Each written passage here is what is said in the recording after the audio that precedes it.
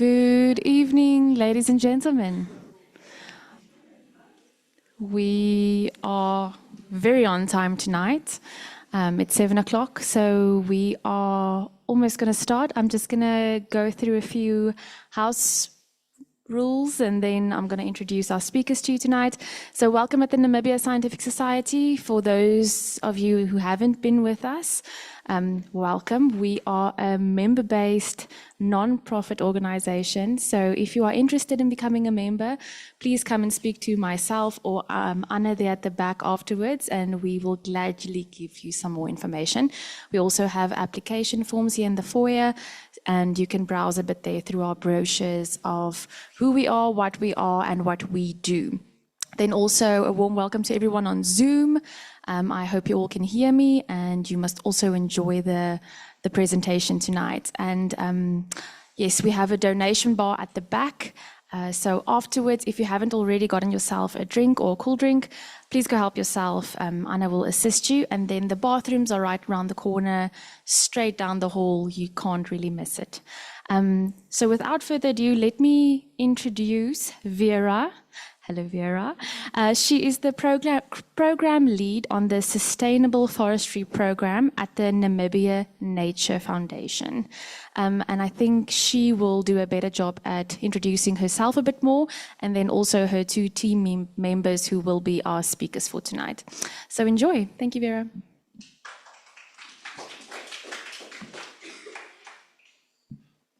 Thanks very much. Good evening, everyone. You might be wondering why a sustainable forestry person is sitting here, and we're not exactly talking about forests tonight. So just to give you a little bit of background, the NNF has a sustainable forestry program where we, of course, mostly focus on the conservancies, community forests up in the northeast of Namibia, but in general, the focus of the programmatic area is also around the understanding and sustainable resource use of our botanical resources in Namibia, of which this area is also part of. So tonight we won't only be talking about the plants that occur in southeastern Namibia, but also the animals, not the big ones, the small ones. And yeah, this is really a collaboration between the Namibia Nature Foundation, the National Botanical Research Institute, as well as the National Museum of Namibia. So we will have two speakers. We will have Sisamu from the museum, who is, I will give you background to him just now, and then also Lovisa from the National Botanical Research Institute. So we will just dive a little bit into the project. It is very much it's still in implementation phase, so we haven't really come to the end of it yet. That will be next year, and we will definitely give you an update on once we've completed the program where we're at.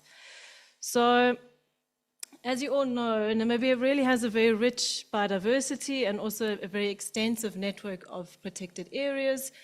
But there is generally a lack of baseline data, biodiversity data, that has also resulted that in the fact that many key biodiversity areas have actually been left outside of protected areas. And this also includes areas that host very many small range endemics, both plants and animals. And the focus in this project is really on the Gariep Centre of Endemism, which is this region in green here that covers parts of Namibia as well as South Africa. The area that you have highlighted here in red is really that's really the focus area for this project at the moment. It's a very geomorphologically diverse area, and it's really what we call sandwiched between the Namib Desert and the Kalahari Desert. So, and it also has that district also has very many quartz islands.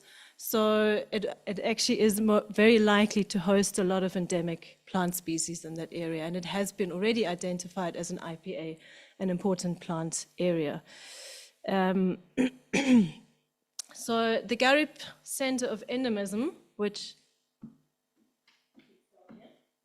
sorry, Zoom, really has, it has been estimated that it has the largest diversity of succulent plants in the world, but that area is also really under threat. Does not really have any protection status. The tiny green spot is a conservancy, but other than that, there is no formal protection status for that area. And the kind of threats that we do see in the area is mining possibilities, water extraction, illegal harvesting of succulents that has become more and more and more of an issue, and yeah, poaching of these succulents, and farmers also just not being aware of these threats. So they often do get visits by certain people, and they don't actually know that they are actually taking out succulents and moving them out of the country.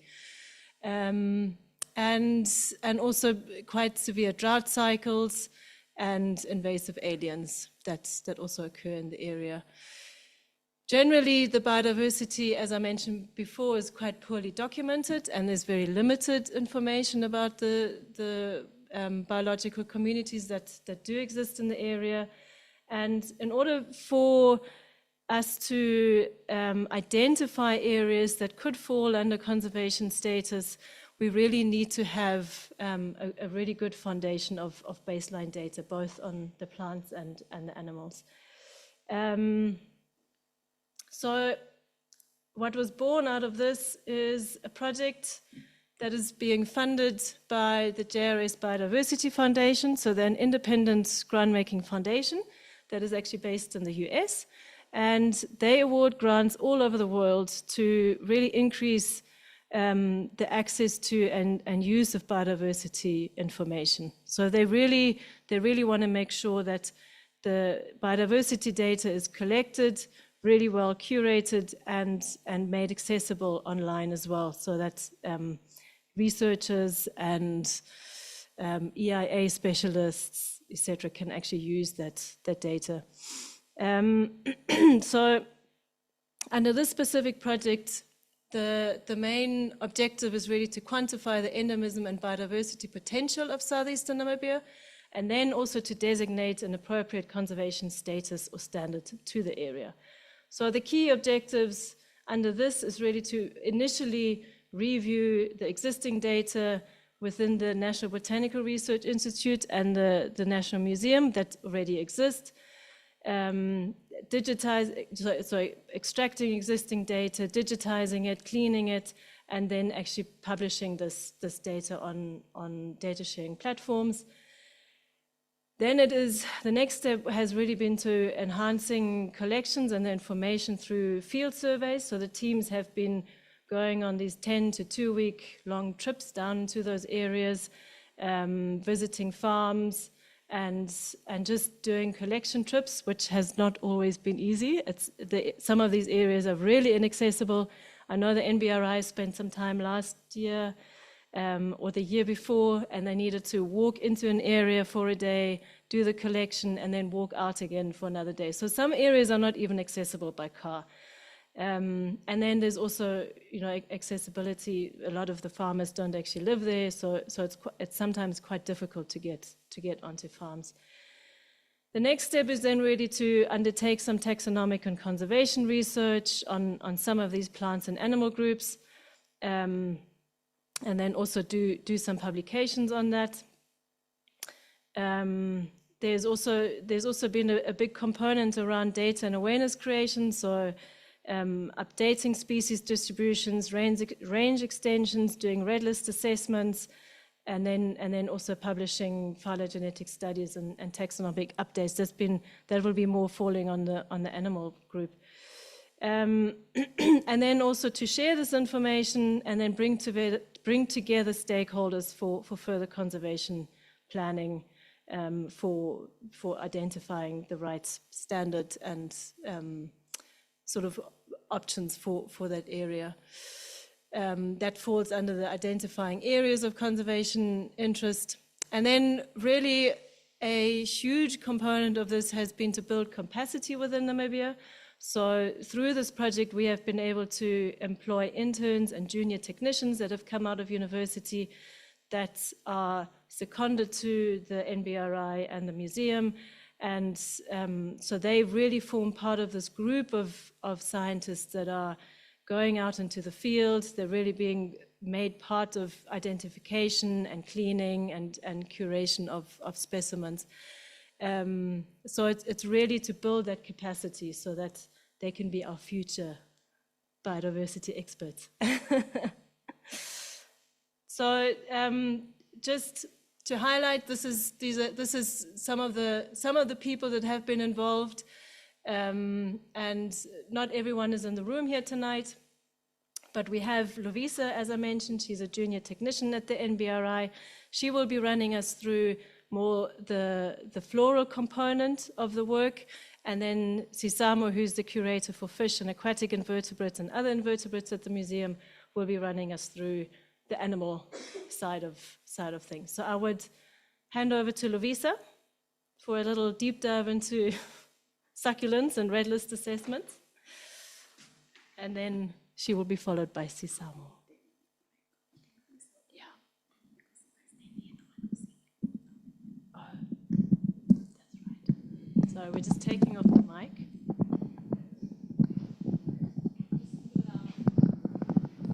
Don't want to break it. Yes.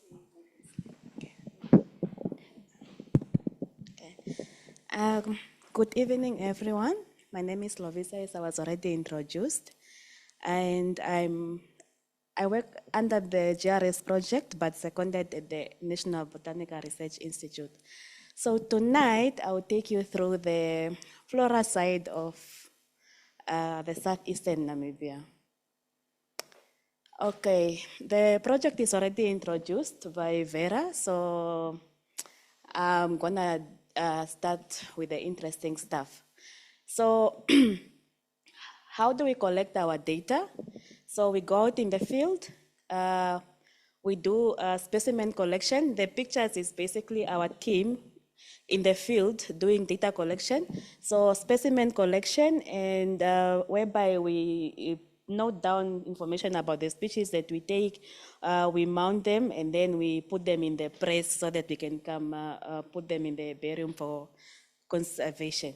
And then we have dwarf succulent long-term monitoring. Most of the species, most of the succulent plants in the southeastern Namibia, we are not allowed to collect them as specimens. So we rather just do dwarf succulent long-term monitoring plots, whereby we put up circle plots, count a species within the circle, and then represent the total population for the quartz island within where the circle is being put up. And we also use digital monitoring tools. This is mostly done for the dwarf succulents that we're not allowed to collect as specimens, whereby we use phones called the ULE phones, and we record records on iNaturalist, on GBIF, and we use the Kobo toolbox. So, plant endemism in Namibia. Initially, we only know of 2 centers of endemisms in Namibia. The Kalkofeld Center of Endemism that is up northwest, and the succulent Karoo that is down southwest. But we are hoping that we can identify the Warmbad region as a potential center of endemism. This is the area where the project is occurring. So the map on your left shows, it's an old map that shows records of confirmed endemic plant species.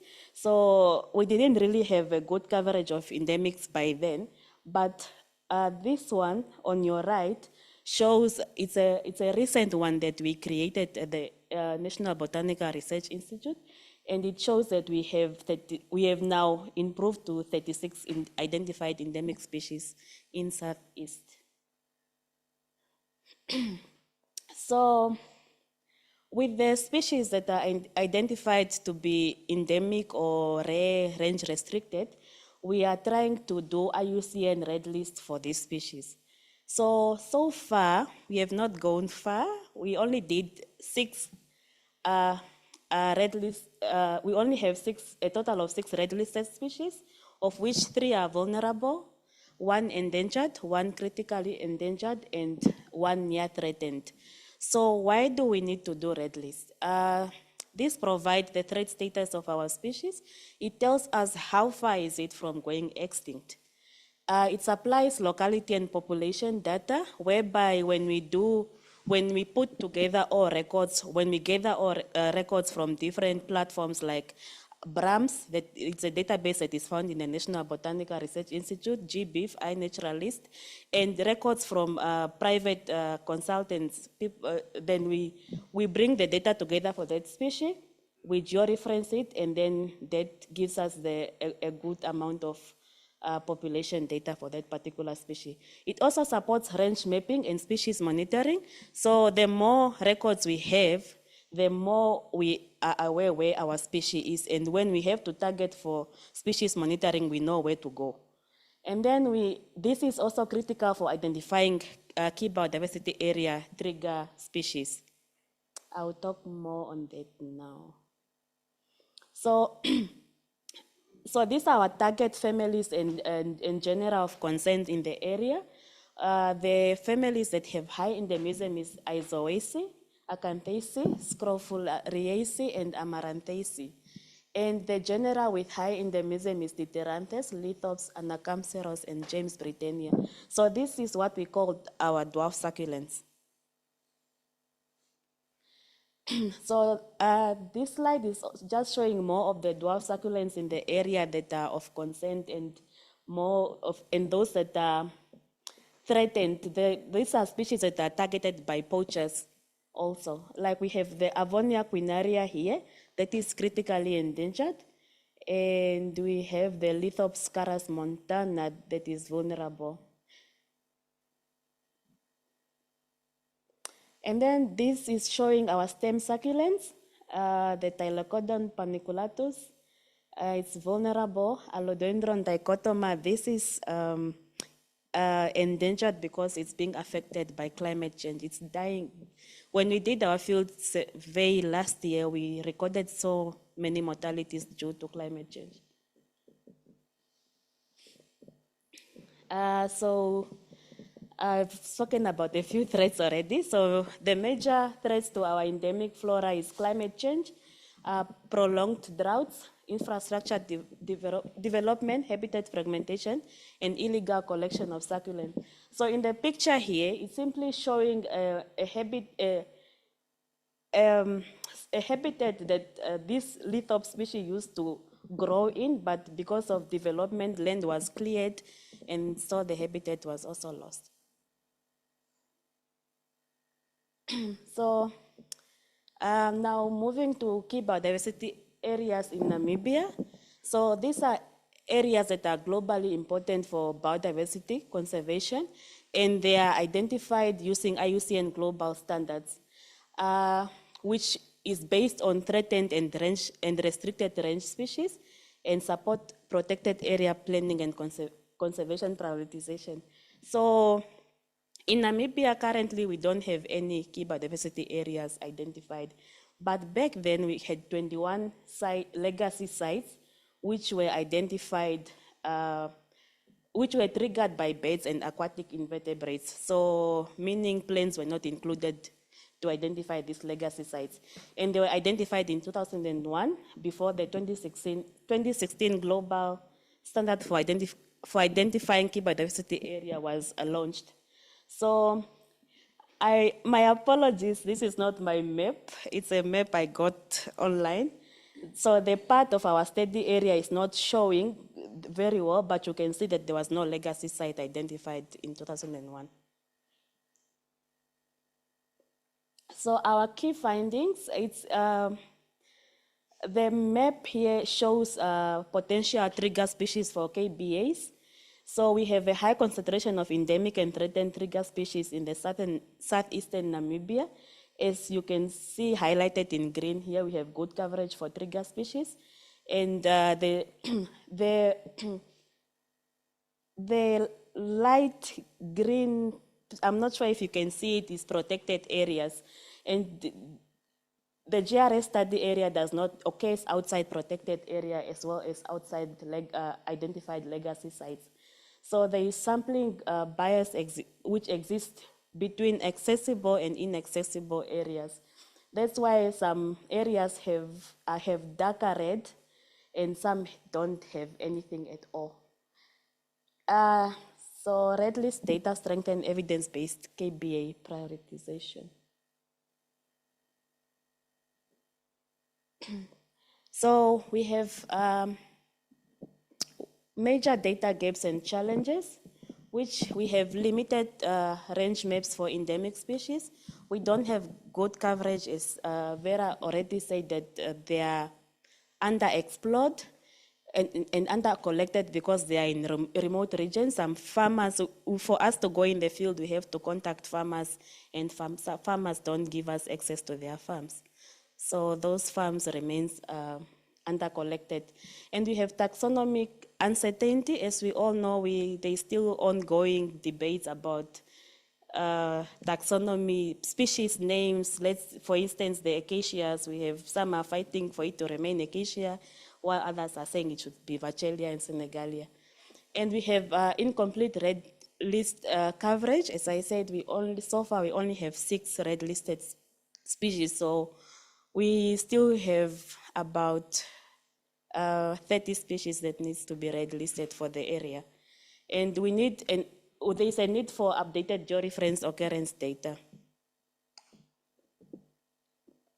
So the expected outcomes, there will be data shared on open access platforms such as the GBIF. We already published a checklist for our BRAMS data on GBIF, and we are planning to publish our checklist on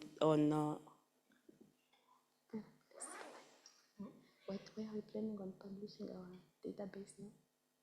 Checklist.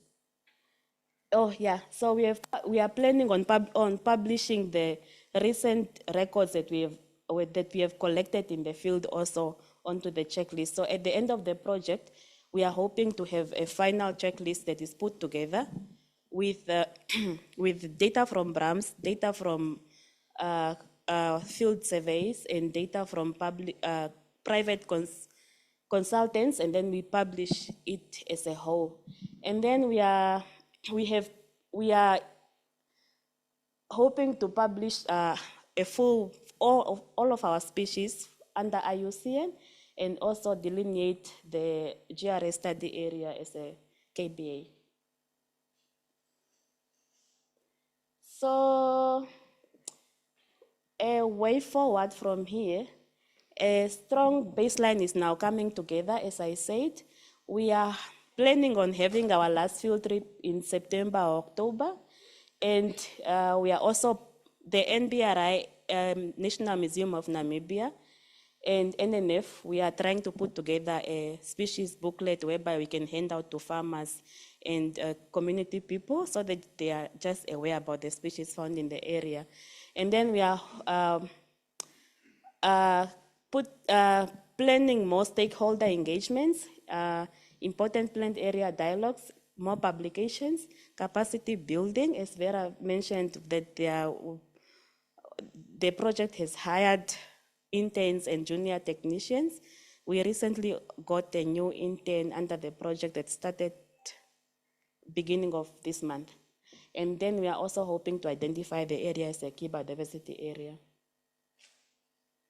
So thank you. That's all from NBRI side. I'll hand it over to the museum side.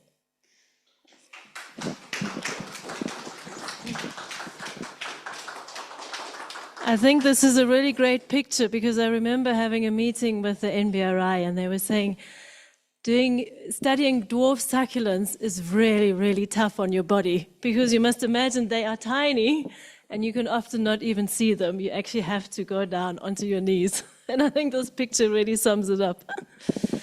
Over to you, Sisamu. Thank you. Yeah, you can just do for me. Thank you, Vera. Thank you, Lovisa, for the presentation. As I was introduced earlier, my name is Sisamu Baepi. I'm from the National Museum of Namibia. Let me just give you a brief overview of the museum. Maybe some of you might know it as the State. It used to be the State Museum before it was changed to the National Museum of Namibia. Yes, so the National Museum of Namibia had a multidisciplinary team that conducted the field survey in the Warmbad area. So the team consisted of various staff members from various collections at the museum, which includes the fish, aquatic invertebrates, where I'm from, the entomology collection, the arachnology, mariapology collection, the mammalogy collection, and the birds collection. Yeah, so yeah, you can go to the next one. Okay, as I've mentioned, the National Museum of Namibia, what does the museum contribute to this GRS project? As we all know, the National Museum is the national repository for zoological reference collection. So the museum took charge and lead in this project to document the fauna component of the project. So what did the museum do? The museum was involved in planning and conducting of targeted fauna surveys, collecting, preserving, and curating imported vulture specimens, species identification, verifying the species using museum reference, and the use of experts in the field of taxonomy that are in the country. So, yeah, this one, you can move to the next one. So just for me to give you an overview of the study area, I hope it's clear. So as you can see, the highlighted is in green. I'm not really good with colors. I think it's green. Yes, the one highlighted in green on our legend. We have the ones in red, our sampling sites, and then the ones in blue, those are our opportunistic sampling sites. So they are outside our defined area. We have a defined area of sampling, which is the green one. Yes, I'm sure it's green. And then, as you can see, also we have the protected areas she mentioned of one of these conservancies, the Gamseb conservancies. We have also the Ice Hot Spring. I think that's an old name. It's also, I think, a protected. It's a Richardsveld game park now that stretches all the way from South Africa. And we have the map of Africa, as you see where Namibia is located. The map of Namibia where the defined sampling is taking place. So the field surveys were conducted across 13 farms within the designed study area, and 11 outside the defined study area is opportunistic sampling. Yes, so as you can see there, we have different types of habitats. So the area itself, the southeastern Namibia and the Warmbad area is characterized by arid plains, grasslands, rocky outcrops, mountains, sandy habitats, and ephemeral pools. The first picture, that's on top of the mountain plateau. So we made it all the way on top of those mountains. That's how it looks like, that flat area. And then we have the rocky outcrops, we have the ephemeral pools, we have the sandy and grassland. We have this special rock number 4, which we found on the farm, Ian Doran farm. So they say this rock type, this is a metamorphic rock type, is unique to this area. So I know Ian Doran is an Afrikaans word. Ian, I know is one. Doran, I know this. So they said they named this after the farm. That's what we got from the farmers. Yes, I can go to the next one. Okay, I'll take you through our methodology. So we use standard sampling techniques that we use for fauna species or animals. I hope the pictures are clear. So we have our first picture 1. I'll show you this one that's your fafa, right? Picture 1 and 2. So the picture 1 and 2, those are pitfall traps with drift fences. These are used for ground-dwelling arthropods and small vertebrates. So anything that is crawling, the drift fences use it as a guide or channel to channel into the pitfalls. And then we have picture 3, the pen traps. They are used for flying insects, mostly pollinators. So the colors attract them as they are attracted to colorful flowers. And then number 4, we have the light trap that is also used for for nocturnal animals, the moth and the other beetles. So they are caught in that. It's a live trap. And then we have the standard pitfalls. So the standard pitfalls. So what we did on selected farms, we used a transect of 4. 10 in each transect, 10 pitfalls in each transect, different habitats. You can move to the next one. Okay, now to the interesting stuff, the reptiles and the aquatic invertebrates. Yes, the picture, that picture 1, that's a picture of, that's on one of the farms between Karasbek and Warmbad. So what actually is happening in these pictures that involves the rocks, that's active searches for reptiles, mostly geckos in rock cracks, under rock flakes. So this is one of the ways, or the most common ways of sampling reptiles. You have to look under the rocks. You have to use, during the day, you have to use a light. You have to locate the geckos in those cracks so as they hide deeper. And then the picture 4, this is for the sampling of aquatic inverts. So this is one of the pools on that farm that I was talking about. So it also has not just only the very unique rock type, but also it has these pools. They say they can stay with water for quite some time. So this is really something nice. And then the small mammals. We also use standard collecting techniques by using shaman traps. So the shaman traps were set in the afternoon before sunset, and then they were checked the next morning if there was anything that is cold. So for ethical consideration, we placed wool inside the cotton just to act as an insulation and shelter for the small rodents. As we catch and release, only the targeted ones that are rare or the ones that are of interest are the ones that we capture as vulture specimen for the museum. We also use a transect approach of 3 transects, 10 also. So the captured individuals were photographed before released. We also had some bird species encountered during the surveys, which we took note of. And then we go to the specimen processing and identification. As you know, the National Museum of Namibia preserves, so we have to preserve the specimens for the future. So we have to make sure that they are preserved to the best of the best ability. So we use various specimen processing techniques.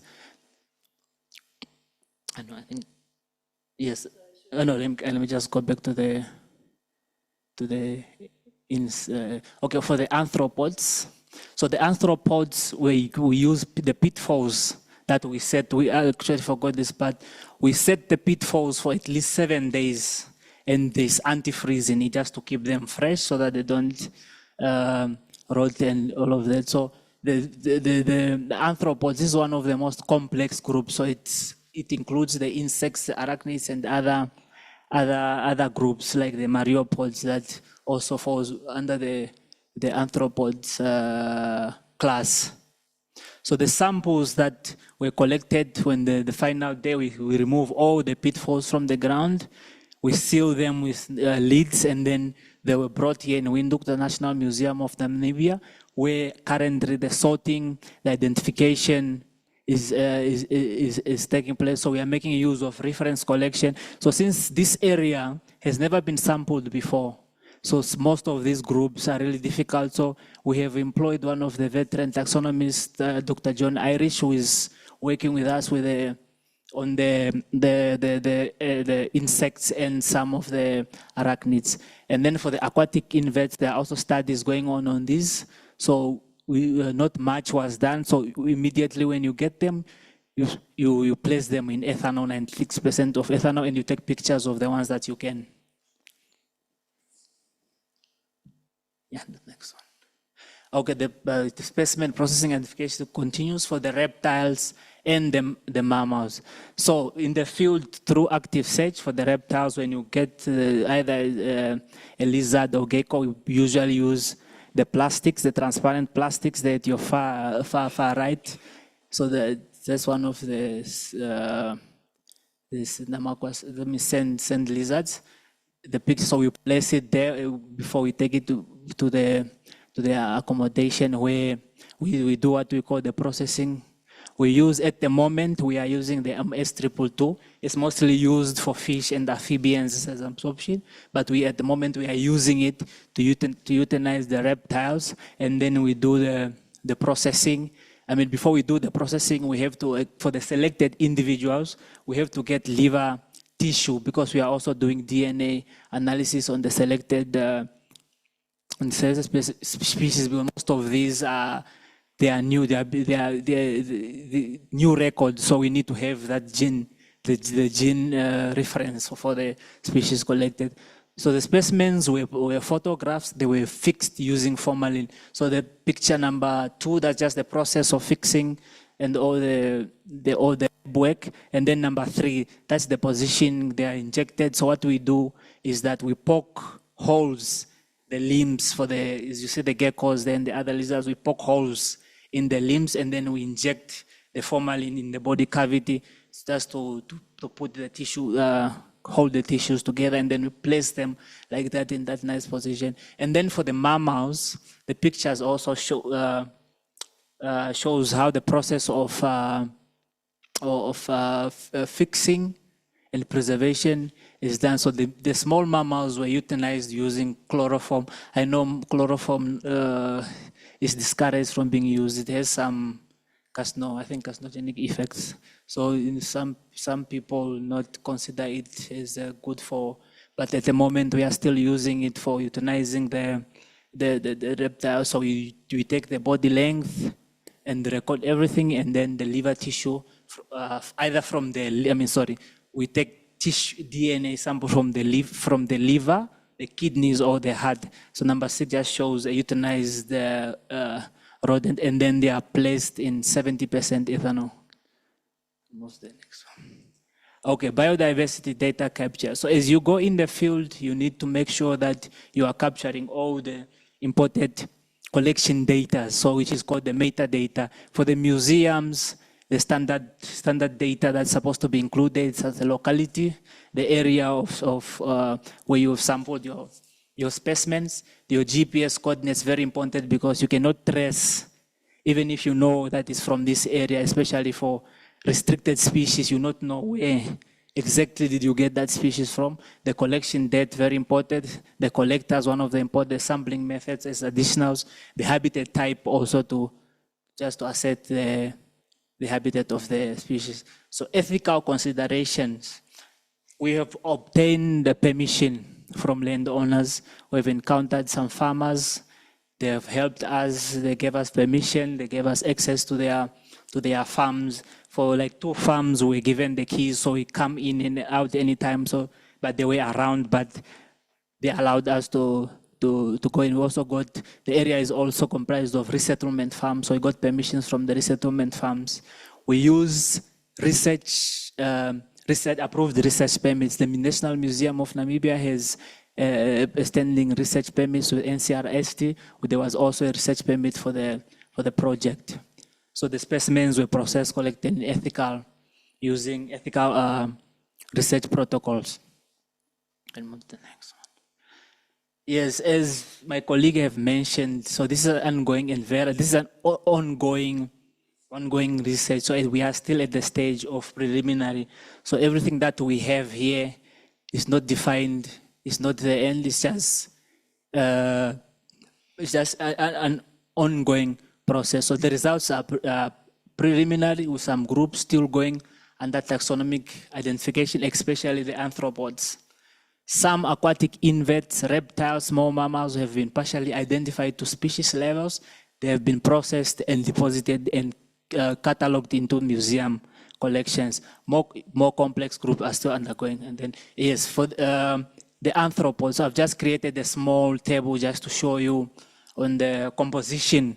So for the arthropods, the insects and the arachnids and others, we got them to order levels. As you can see, the first to my left, the Hymenoptera, these are your ants. They constitute the most of the collected specimens. The Blattodae, these are your cockroaches. Coleoptera, these are your beetles. The cadu flies, and the mantis, and the Diptera, the true flies. And then for the arachnids, as you can see also, which is suspected, the araneas, they constitute the most of the arachnids. These are your spiders, the scorpiones, these are your scorpions, solifuges. I don't know the common names used, but camel scorpions, and the acaris. This is a subclass. The acaris, these are your ticks. And then the pseudoscorpionidae, these are the false scorpions. Just a picture of the praying mantis, one of the specimens collected. And I'm sure the last one is not really visible. I think it's a Parabuthis, if I'm not mistaken. It's a Parabuthis now. Yes, one of the venomous scorpions, sorry. And then we go to the aquatic inverts. So aquatic inverts, they inhabit temporary pools. So this is actually one of the interesting groups from that side, because their habitat is affected by two biomes that overlap. The succulent karoo with its winter rain, and the nama karoo with the summer rain. So it means that in the summer we have rain, in the winter we have rain. So it means that this group is mostly affected by that. So we have collected from about 20 inferior pools, mostly large branchiopods. These are the common inhabitants of these pools, from 3 orders: the Anostracas, these are the fairy shrimps; the Notostracas, the triops; the Spinacaudatas, the clam shrimps. So the Anostracas include the 6 species from 2 genera: the Streptocephalus proboscideus, Streptocephalus scapha, Streptocephalus ovamboensis, Streptocephalus indistinctus, the Branchipodopsis stridens, and the brownie. So these are most species that you are likely to encounter in temporary pools. The fairy shrimps, or the large branchiopods, they are considered cosmopolitans. They are found everywhere. So it just depends on where you find them. And Namibia has quite a number of endemics that we have in our countries. They are specialized in temporary pools. For the trip, the most common encounters was the Branchiopodopsis stridens. It looks a bit widespread in the area because it's adapted to arid areas. It does not need so much rainfall. So any little amount of water can trigger the hatching of these species. And then for the Notostraca, the down one, the triops, so they are common. We only have one recognized species in Namibia, Triop granarius. So that's the only one that we have. They are also at the moment going under genetics. All of this group is going under, and then the Spinacaudata, we had 2 from 2 genera. They are also still being confirmed to species level. So the number one, that's a fairy shrimp. The specific one in the picture is likely a new species. It's undergoing description now, and hopefully by next year the paper will be out. Then we can go to the next one. Yeah. And then the small mammals. For the whole survey, we managed to record 4 species of small mammals from the family Rodentia, the rodents, and the Microcelidae. So those are the elephant shrew. I'm not sure if they are still regarded as a true elephant shrew. And then from the Rodentia, we have what we call the bush-veiled gabill. We have the Sarcostomus capricis. We have the Rabidomi bechuana, the bechuana striped mouse. So from the catch, from all the sites that we have set up the traps, the bush-veiled gabill and the Botswana land-striped mouse were the most frequently caught. So it means they are abundant and plentiful in that area. And we only managed to get a few of the bush-veiled sengi. I think that's the recognized name for the elephant shrew. And then the Sarcostomus, which is nocturnal, also a few records that we got. Yeah, we move to the next one. And then the reptiles. Reptiles includes various families. We have the geckos. The first, these are your typical geckos. We have the Chondrodactylus laevigatus. We have the Pactactylus haki, and we have the Ctinopus cacensis, the Chondrodactylus anguillifer. So we have from these 4 species, we have a new species that was recently described by Becker. 2024, the paper is out. This is the barking gecko. That's the common name. So they burrow. They are found in burrows, and they bark as a form of mating. And also we also have the Chondrodactylus anguillifer. These are giant ground gecko. They are very huge. At some point you think it's walking on 2 legs when it's walking. Yeah. And then we have the haki gecko, the Pactactylus. They are smaller compared to the other species of Chondrodactylus. Yeah, and then the reptiles, we have our sand lizards and our skinks. So we found about 8 species of sand lizards and skinks from the two families of from our sand lizard and the skinks. So we got the Pedioplanis namaquensis. This is the Namakwa sand lizard, the one to your far right up. We have the Pedioplanis innonata, the one to the right, and then the Pedioplanis lineocellata, the one to the left. And then we go so the Trachylepsis sulcata, the Western rock skink. So the sand lizards were the most common ones. Yes. And then others, species of interest.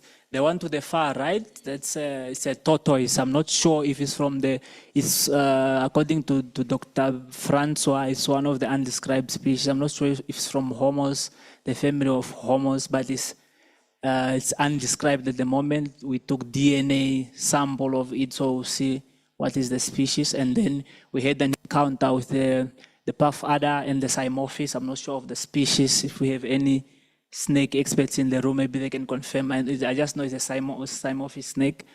Yes, we'll move to the next one. Okay, so what is the significance of the study from the museum part? What is the tangible output that we will have for this project? So we are going to have a baseline biodiversity, which is going to be the first baseline from the southern eastern of Namibia and the Warmbad area. We are going to have a species inventory and distribution records of these specimens that we are collected. We are going to have museum reference collection that other researchers, people interested in this, that can that can use for description of new species. We are going to have physical specimens that will be stored, that will be used as a reference collection. We'll have maps, and then we'll have these things. The final aim is to share on open access biodiversity so that they can be accessed by the lawmakers, by the scientists, and everyone of interest through the open access platforms like GBEF, iNaturalist for pictures, and then research gaps will be filled. Those that are interested in studying certain animals, which in the future will help with the conservation planning, as was mentioned. The area falls outside. This is the only area, I think, on the Gariep that is not protected. Most of it falls within the protected areas. So challenges and the limitations. We encountered a few field trip challenges in the field. The cold weather. The first trip that we had, we were welcomed by hell as we were just entering Karasbek. Yes, we were welcomed by hell that cracked the winds screen of the car, so it was hectic. So it was very cold. And the second trip we went where we had a cold front, I think from South Africa. That's the week where we were experiencing a cold front from South Africa. So it was really hectic both for us and the specimens. I mean, the species that we're looking for. So a few inferior pools, so most of them seem to be dry, although we managed to get some. And also the logistical arrangements, our logistical arrangement was not properly planned, so we had to be driving between Karasbek and Warmbad, so that driving was hectic and it's gravel road. And as she mentioned also, we could not access to some farm, the landowners were not available. And there's an issue of network, so we will have to mobilize the information. They have some changes in the Warmbad area. And then the baseline survey challenges. We have a limited biodiversity information of this area. So there's actually limited, like there's literally nothing, just maybe from literature of a few groups that have been identified, especially from the Spekerbeet National Park. There are some frogs, there are some tortoise there, there's also a shrimp that was endemic to Namibia, but now they also found it in South Africa. They found it, yes, in South Africa, so it's no more, it's called maybe near endemic, so it cannot be assigned as endemic. So further studies, so the gaps will be identified, further study, even not from us, but from interested parties, they can take in from there after we are done with the baseline. So just, this is my part. Okay. Just to conclude, the project has improved biodiversity knowledge of the Gariep Centre of Endemism. This area is known mostly for plants. So from the faunal part, this has really contributed to that information. So the preliminary findings have documented imported species records across multiple faunal taxonomic groups. So the project has contributed and will contribute to the museum reference collection, aiding as it's our mandate to develop, maintain, and aid to the reference collection. So the preliminary results also highlight the ecological importance. So I was amazed by the habitats, the landscape. It's really a unique area because of that transition between the succulent and the namakaru. So it's really something special, and I'm jealous of the farmers from that side. They have to see that every day.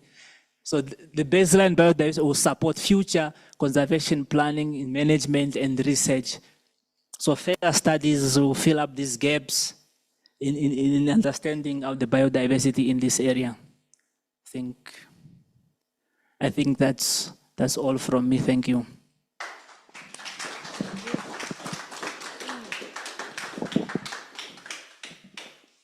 Thanks, Sisamu, for giving us a really nice insight into what you guys have been finding as well. So maybe just to sum up a little bit, and as I mentioned earlier, this is really a glimpse into an ongoing project. So we are, this will probably conclude next year in April, so we still have a lot of work to do between now and then. But the way forward is really on both the botanical and the faunal side, is to finalize identifications and also publications of species lists, ensuring that these data sets are accessible online. And then really this is something that we will start looking into once we've finalized the identification, is to actually bring the data sets together. And then based on that, trying to identify really important biodiversity areas, recognizing that we're unlikely to be able to conserve the entire area, but maybe we can at least identify faunal and floral hotspots and try to get some form of protection status for them.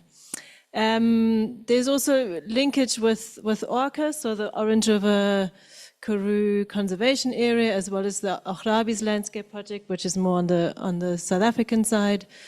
And then it's really paving the way forwards for identifying a conservation status for that area.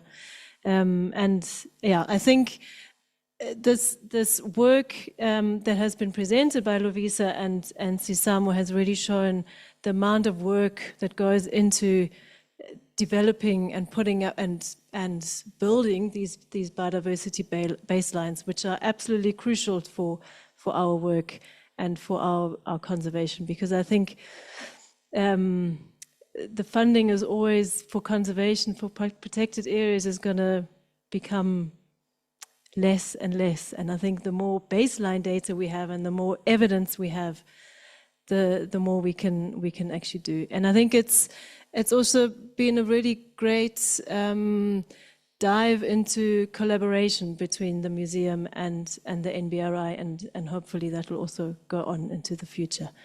So I would like to just, to close off, I would really like to thank the NBRI and the museum for everything that they've done. There's a really nice big team behind each of them. This picture is quite a number of museum as well as NBRI staff that have, in this instant, were, I think this was your specified database training. So they've also done a few trainings together, GIS, specified database, and yeah, just a big thank you to the JRS Foundation as well for funding this project and yeah, putting the money towards sending people off for 2 weeks on end into the somewhere into the wilds of the southeast. So thank you very much.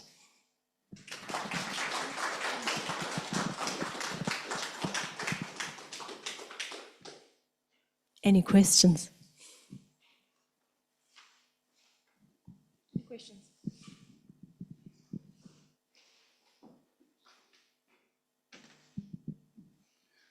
Thank you. Two questions, but first, compliments to the team. It's really critical work, and it's really challenging conditions. You know, when you just write it out there, but if you're practically trying to go to those areas that are remote, rather inaccessible, the weather's not great, et cetera, that's a real dedication. So, commendations to you. But I do have two questions, and I'm very supportive of getting this information, new information, and then bringing old and new information together. But have you thought about, if you're doing open access to the information, whether you're making it easier for poachers, whether it's plants or animals, to go and get those? So you need to consider that. I'm not suggesting you stop what you're doing. I'm just saying you need to think about that. And protected status, those are two words. Even our protected areas, national parks, large swaths of our national parks are not effectively, physically protected. That's not a criticism. It's just a vast area.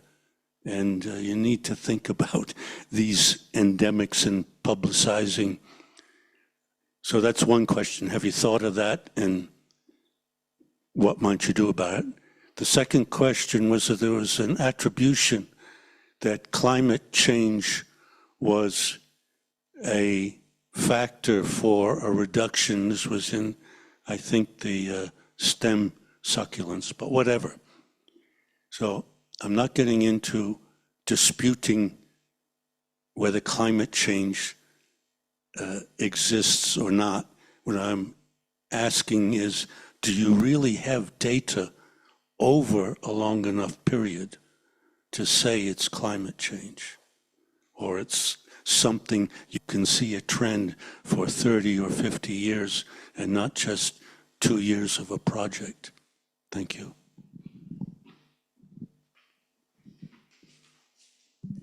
Thank you, John. Just with regard to your first question, I'm going to hand over to the experts in the room. But to your first question, it is something that we have thought about. So a lot of the data is not actually, you can't see exactly where the endemic exists. So it's not a specific coordinate that is accessible. It's only to the, yes, it's obscured. That's what they call it. I'll hand over to the experts, please. One of you? Yeah, thanks. Thank you, John, for the question. With our threatened and range restricted species, when we upload their records, we obscure them. So we give it like a distance of a few meters away from the actual record, or we just give a center point of that QDS where it's found. So we don't actually publish the exact locality coordinates of that species. And for the second question, you're actually not the first one asking me that question about climate change and the stem succulent. So earlier last month, I attended the conference in Kenya. And when I spoke about climate change affecting our stem succulents in the south, someone actually asked me, are you sure it's climate change? What if it's a fungi that has spread out and it's affecting this particular species? Have you done more research? And unfortunately, with our government, we don't have resources and we don't have money to fund for further research. But there were, it's how do I say it? It's, what's the word? To a certain degree, someone believes that it's because of climate change. As in the south, we are experiencing prolonged drought since 2015, and it's still ongoing. So I honestly can't give you the exact answer to that question, but yeah, I hope someone can also do research on that. Perhaps it's not only climate change, but there are other factors causing that. Thank you.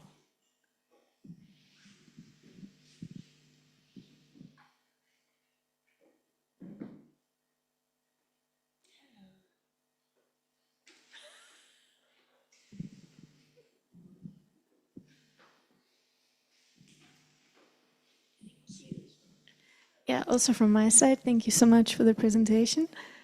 And my question is, what criteria do you have to fulfill to reach your end goal, which is to declare some of the areas as KBAs or IPAs?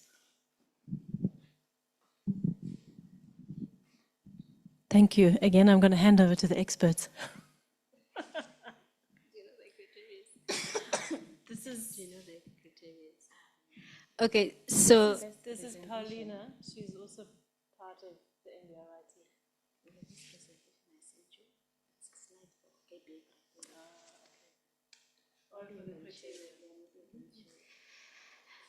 I don't think I have the specific answer when it comes to KBAs, because there is a project that is dealing with the KBAs, identification of KBAs in Namibia, which is the ESPA project, and NAST is the one that is actually leading the project.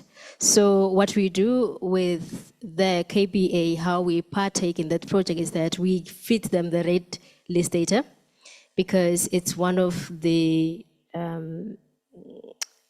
tool, or it's one of the information that they use to feed into their system for them to be able to identify the KBAs. So there is somebody that is dealing with that. So for us from NBRI, is just for us to provide the information on red listed species or range restricted species information for them to be able to identify their KBAs based on the plant data, as well as the museum side of it. They also provide their information, but we don't identify KBAs for us at NBRI. Yeah. In fact, there is a whole PhD student that is the one that is working on the KBI. Her whole PhD project is about identifying KBAs in Namibia. So she's the one that is actually doing that work. Excuse me? No, it's not the same. Maybe I can add to that. So with the KBA, we have a whole criteria. It's almost the same as IUCN Red List for individual species. So we have a criteria that have 5 criterions. I don't really remember from criterion 1 to criterion 5, but I know one of the criterion is range restricted species. So a species needs to meet a certain threshold for it to be considered as a trigger species for a KBA.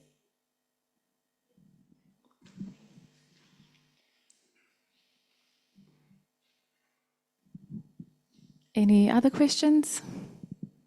No? Yeah. Hello. I'm a hydrogeologist, so I don't have much knowledge of what you have presented today. But you know, your study area is quite large, and within that, on the western side of your study area is this HYPE copper project. And as part of their environmental impact assessments, they do very detailed biodiversity studies and so on. Are you cooperating with these guys, or are you in contact with them?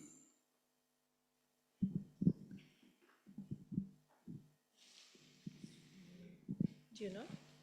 Okay, so we are aware of it, and we have been in communication as well. Also, Sonia, I think, has been more involved with that as well.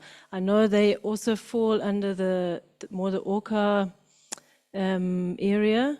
So Orca, you know, we've also communicated with Orca, and Orca is also in communication and aware of what's happening there. So yes.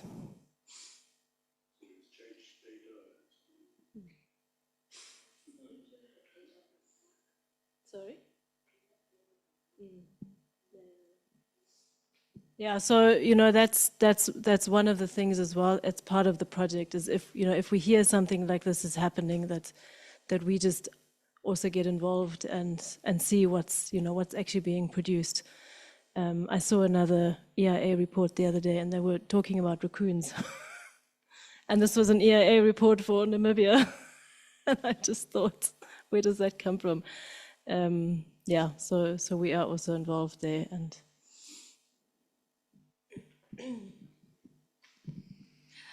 last question maybe from someone?